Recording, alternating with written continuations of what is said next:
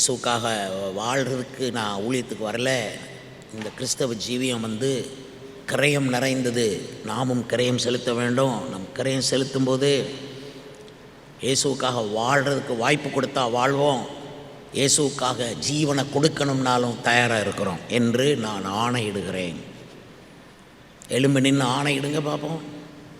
எலும்பி நில்லுங்க. நீங்கள் இயேசு கிறிஸ்துவுக்கு தான் ஆணையிடுறீங்க. சும்மா அவர்கிட்ட போய் பரியாசம் பண்ணாதீங்க. நான் என்ன ஆனாலும் கிறிஸ்துவின் அன்பை விட்டு நான் பிரிஞ்சு வாழ மாட்டேன். அது எத்தனை கிரயமானாலும் செலுத்தி இயேசுவின் பின்னால் போவேன். எவ்வளவு பார சிலுவையாக இருந்தாலும் சுமந்து கொண்டு இயேசுவின் பின்னால் போவேன். தலை உயர்த்துங்க. ஆணையிடணும். கைகளை உயர்த்தி நான் ஆணையிட்டு சொல்கிறேன், நான் இன்று முதல் நான் உம்மை எவ்விதத்திலும் சந்தோஷப்படுத்தி உம்மை பின்பற்றுவேன். உமக்கு வேதனையை நான் கொடுக்க மாட்டேன். நான் ஒருபோதும் பாவத்திலே கை வைக்க மாட்டேன். சொல்லுங்கள், ஒருபோதும் பாவத்திலே ஒருபோதும் பரியாசக்கார உட்காரும் இடத்தில் உட்கார மாட்டேன்.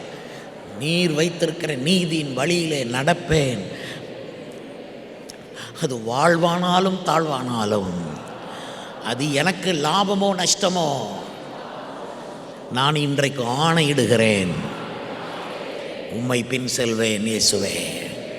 3 முறை ஆமேன் சொல்லுங்கள். ஆமேன், ஆமேன், ஆமேன். உட்காருங்கள். 2வது ஆசீர்வாதம் என்ன? முதலாவது ஒரு ஆணை. 2வது 2 மாறாத விசேஷங்களினால் நிறைந்த ஆறுதல். 2 மாறாத விசேஷங்கள். கர்த்தர் உங்களோட வாழ்க்கையில் இந்த வசனத்தில் உள்ளது நமக்கு வேறு அர்த்தம் கொடுக்குது. ஆனால் நான் டைரெக்டாக சொல்கிறேன், கர்த்தர் உங்களுக்கு 2 விசேஷங்களை செய்வார். அது உங்களுக்கு நிறைஞ்ச ஆறுதலை கொடுக்கும். கரங்களை சைத்தால் ஏலுயா ஏலுயா ஏலுயா. இப்போமே இயேசுவின் நாமத்தினாலே அதை ஆமேன்னு பெற்றுக்கொள்ளுங்க. அல்லேலூயா. எதை செய்வார் நமக்கு? 2. எத்தனை? என்னது செய்வார்?